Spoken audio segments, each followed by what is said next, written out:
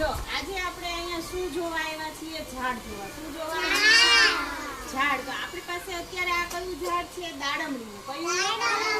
દાડમડીનું ઝાડ છે. પછી અહીંયા જમરૂખડીનું ઝાડ છે. શેનું ઝાડ છે? બે ઝાડ છે ઓલાના છે, ફ્રૂટના છે. શેના? ફ્રૂટના. તો તમે જુઓ કે બેયના પાંદડા કેવા છે? અલગ અલગ છે. કેવા? આ દાડમડીનું પાન છે એ કેવા ઝીણા છે? કેવા? અને જમરૂખડીના પાન છે એ કેવા છે? થોડા મોટા છે. પછી દાડમડીના ઝાડમાં ફૂલ આવે. કેવા આવે? જો અહીંયા છે ને ગુલાબી ફૂલ છે. જો તમારી ઉપર જ છે. જો કેટલા બધા ફૂલ છે ને. પછી એની અંદરથી શું આવે? દાડમ આવે. શું આવે? તો અહીંયા જો દાડમ એ ફૂલાય છે ને દાડમ.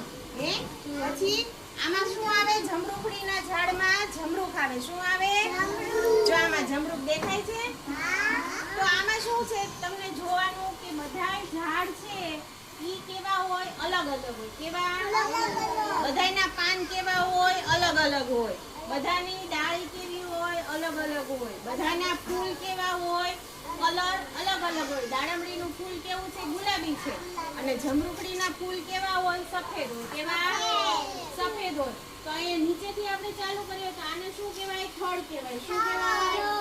થડ. પછી આવે નાની નાની ડાળી આવે. શું આવે? પછી આવે પાન, ફૂલ અને પછી આવે ફળ એનું. બરોબર?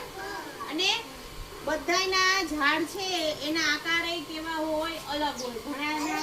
ઘણાના થડ કેવા જાડા હોય, અમુકના થડ પાતળા હોય. આપણે કેમ બધા માણસો અલગ અલગ છીએ ને દેખાવમાં? કોઈ એકબીજા જેવું દેખાય છે સરખું? એવી રીતે ઝાડે તે બધા કેવા હોય? દેખાવમાં અલગ અલગ હોય.